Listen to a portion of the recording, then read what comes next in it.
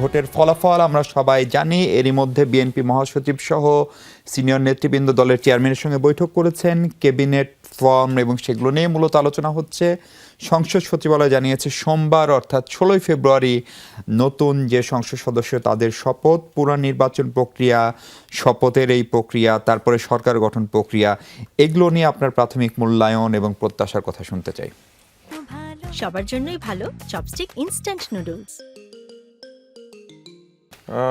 একটি ভালো সরকার গঠনের জন্য বিএনপির ওপরে আসলে তাদের নিজেদেরই একটা চাপ আছে, কেননা তাদেরকে এই বিজয়কে অর্থবহ করে তোলার জন্য এমন একটি সরকার তৈরি করতে হবে যে সরকারে কোনো ব্যক্তিকে নিয়ে রাজনৈতিক আপত্তি থাকবে না। ব্যক্তিকে নিয়ে অনেক ব্যক্তিগত আপত্তি থাকে লোকজনের, কিন্তু রাজনৈতিক কোনো আপত্তি থাকবে না। অর্থাৎ এই যারা আসবেন তারা যেন বিএনপির এই যে লক্ষ্য এবং উদ্দেশ্য সেটা পূর্ণ করার জন্য পরিপূর্ণভাবে দলের প্রতি এবং দেশের প্রতি নিবেদিত থাকেন এমন একটা মন্ত্রিসভা তাদের তৈরি করতে হবে।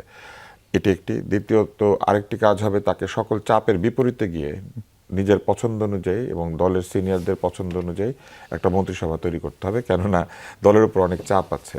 লন্ডন ফেরতদের চাপ আছে, বগুড়াদের চাপ আছে, বিভিন্ন জায়গায় চাপ আছে। যেটা হয় এটা হচ্ছে এরকম বড় দলে ইজম থাকে, চাপ থাকে, আত্মীয়তা থাকে। তবে তারেক রহমানের এই দিক থেকে একটা সুবিধা আছে যে জিয়াউর রহমানের পরিবার, ইমিডিয়েট পরিবার অর্থাৎ তার পিতার দিকের পরিবার তার উপরে কখনো বোঝা হয়ে দাঁড়ায়নি।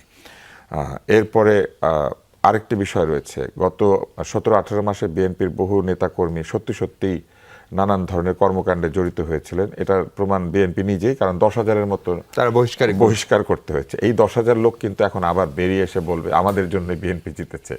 এদেরকে শুধু না, এরকম আরও লোক বেরিয়ে আসবে, তাদেরকে নিয়ন্ত্রণ করাও তার একটা চাপের ব্যাপার হবে। আমার কাছে মনে হয় যে তিনি যদি মন্ত্রিসভা তৈরি করার সময় একটা ইনক্লুসিভ মন্ত্রিসভা করেন, সেখানে নারী সদস্যের উপস্থিতি থাকে, সেখানে তরুণদের এবং বয়স্কদের ভারসাম্য থাকে, সেখানে যদি উচ্চশিক্ষিত মধ্যশিক্ষিতদের একটা ভারসাম্য থাকে, এই সব কিছু মিলে একটা ভালো মন্ত্রিসভা হলে ভালো হয়।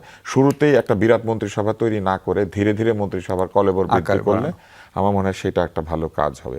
তার যেহেতু প্ল্যান আছে, তিনি বলেছেন এটাই টাইম এই প্ল্যানটাকে শেয়ার করা এবং মন্ত্রীদেরকে জানিয়ে দেওয়া যে উনি কি চায় তাদের কাছ থেকে, অর্থাৎ মন্ত্রীদেরকে ডেলিভারেবলটা দেওয়া, টার্গেটটা ফিক্স করে দেওয়া, আপনার কাছ থেকে আমি এইটা আশা করি, this is your do, this is your don't. ভোটের যে ফলাফল হলো, আরেকটা জিনিস আছে, তাকে এই তার পুরনো মিত্র জামাতকে মোকাবেলা করতে হবে এবং এই তরুণ এনসিপিদের যে একটা দল আছে সেটাকে মোকাবেলা করতে হবে। এরা কিন্তু জিতলে একরকম ব্যবহার করলে, হারলে আরেক রকম ব্যবহার করে। এরা যা বলেছে সব ভুলে যাবে। এরা কিন্তু আওয়ামী লীগের চরিত্রে অবতীর্ণ হবে এবং আওয়ামী লীগ যা করতো সেগুলো করতে শুরু করবে। অতএব তাকে নতুন এই আওয়ামী লীগকে মোকাবেলা করতে হবে। জামাত এখন সব করতে শুরু করবে এইগুলি। এবং আপনি নিশ্চয়ই শুনেছেন যে 7টি আসন তাদের ঢাকাতে আছে।